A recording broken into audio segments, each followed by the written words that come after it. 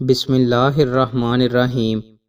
رسول اللہ صلی اللہ علیہ وآلہ وسلم نے ارشاد فرمایا، عورت تو ہے ہی سراسر چھپائے جانے والی چیز، جب وہ باہر نکلتی ہے تو شیطان اسے گھور گھور کر دیکھتا ہے۔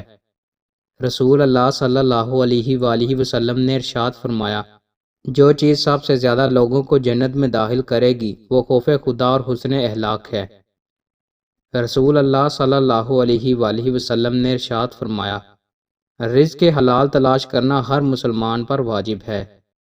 رسول اللہ صلی اللہ علیہ وآلہ وسلم نے ارشاد فرمایا، 7 طرح کے لوگ وہ ہیں جنہیں اللہ تعالیٰ اپنے سایہ میں پناہ دے گا۔ ان میں ایک وہ شخص بھی ہے جس نے تنہائی میں اللہ کو یاد کیا تو اس کی آنکھوں سے آنسو جاری ہو گئے۔ رسول اللہ صلی اللہ علیہ وآلہ وسلم نے ارشاد فرمایا، میرے بعد کچھ حکمران ایسے ہوں گے جو نہ میری ہدایت سے روشنی حاصل کریں گے اور نہ میری سنت پر عمل کریں گے۔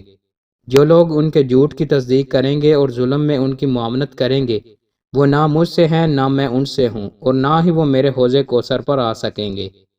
رسول اللہ صلی اللہ علیہ وآلہ وسلم نے ارشاد فرمایا کہ مغرب کے فرض سے پہلے سنت کی 2 رکعتیں پڑھا کرو۔